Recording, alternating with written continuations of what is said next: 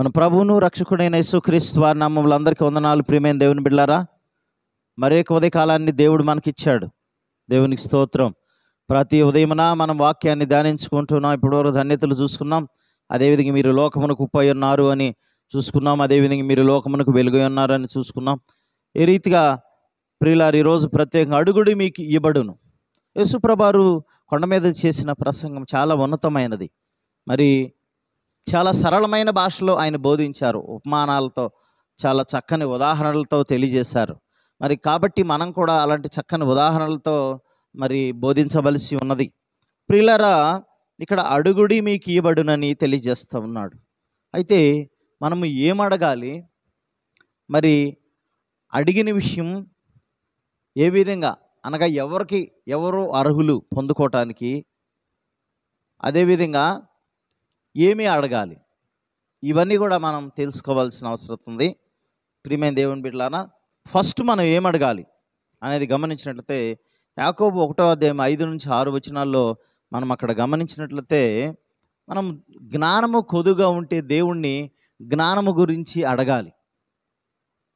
అది కూడా సందేహం లేకుండా అడిగితే దేవుని దగ్గర నుండి పొందుకుంటాం. ఎందుకంటే జ్ఞానం ఎందుకు కావాలి?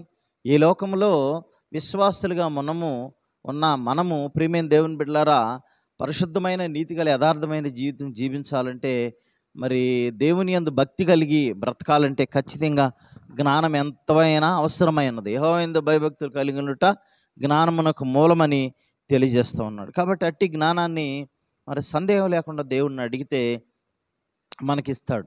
అంతేకాదు ప్రియులారా, మరి కొలస్సీ 2:3 అంటాడు, బుద్ధి జ్ఞానము సర్వసంపదలు ఆయన యందు గుప్తమైనవి అని అంటాడు. కాబట్టి అలాంటి జ్ఞానం మనం దేవుణ్ణి అడిగితే ఇస్తాడు.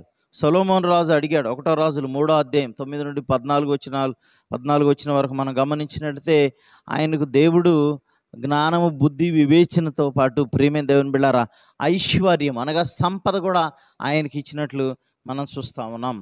తర్వాత మరొకటి గమనించినట్లయితే మనము రెండవదిగా పరిశుద్ధాత్మను అడగాలి.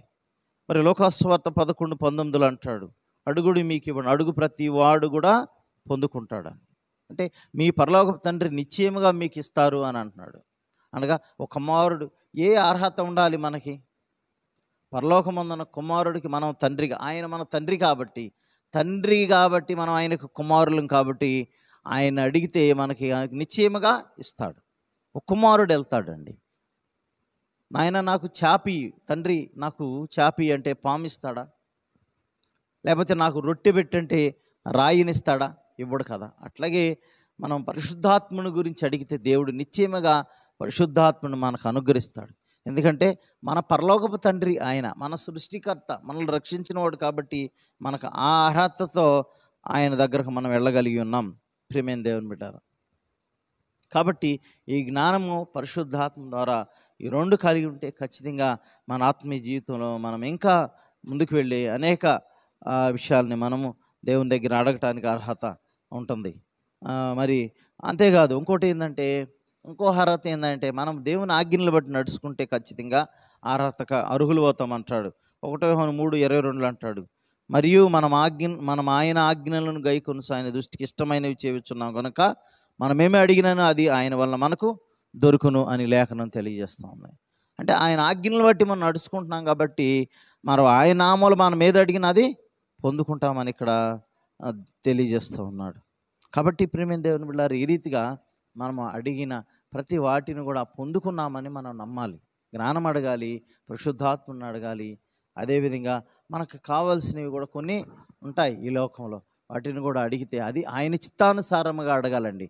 ఆయన చిత్తం ఏదో ఆయన చిత్తానుసారంగా అడిగితే ఖచ్చితంగా మనం పొందుకుంటాం. కాబట్టి మరి ఈ యొక్క వాక్యం యొక్క అర్థాన్ని మనం గ్రహించి ప్రభువుని అడిగితే మనం పొందుకుంటాం. ఆ రీతిగా పొందుకున్న విధానాన్ని బట్టి మనం ప్రభువుకు మహింకరంగా జీవిద్దాం, అనేక మందికి ఆశ్చర్యకరంగా ఉందాం. దేవుడి పరిశుద్ధ వాక్యం దీవించినగాక. ఆమెన్. ప్రార్థన చేసుకుందాం. మమ్మల్ని మిక్కిలిగా ప్రేమించిన ప్రియ పరలోకపు తండ్రి, అవును కొండ మీద మీరు చేసిన ప్రసంగంలో అవును అడుగుడి మీకు ఇవ్వడనని తెలియజేస్తున్నారు. అవునయ్యా, జ్ఞానం మాకు ఎంతో కొదువుగా ఉంది. జ్ఞానం ఇచ్చు దేవుడు అయ్యా, తెలివినిచ్చు దేవుడు, పరిశుద్ధాత్మ నిశ్చయము ఇచ్చే దేవుడు. అంతేకాదు మాకు కావాల్సిన ప్రతి అవసరాలు కూడా తీర్చు దేవుడు. కాబట్టి మిమ్మల్ని అడిగేవారిగా మమ్మల్ని చేయండి. అంతేకాదు అలాంటి అర్హత పొందుకునే వారిగా కూడా మా పరలోకపు తండ్రిగా మీరున్నారు. మీ ఆజ్ఞలను నడుచుకునే వారిగా కూడా మమ్మల్ని చేయండి, నడిపించమని యేసు పరిశుద్ధ నామమున అడిగి వేడుకుని ప్రార్థన చేస్తున్నాం తండ్రి. ఆమెన్. మన తండ్రి అయిన దేవుని ప్రేమ, ప్రభువైన యేసుక్రీస్తు వారి కృప, పరిశుద్ధాత్మ సహవాసం చైర్మన్కును సకల పరిశుద్ధులకును ఎల్లప్పుడూ తోడే నడిపించును గాక. ఆమెన్. అందరికీ వందనాలు. మరి కొద్ది కాలాన్ని మనం కలుసుకుందాం. అప్పటి వరకు దేవుని కృపా దయ కనికరం మీ మీద ఉండును గాక. God bless you all.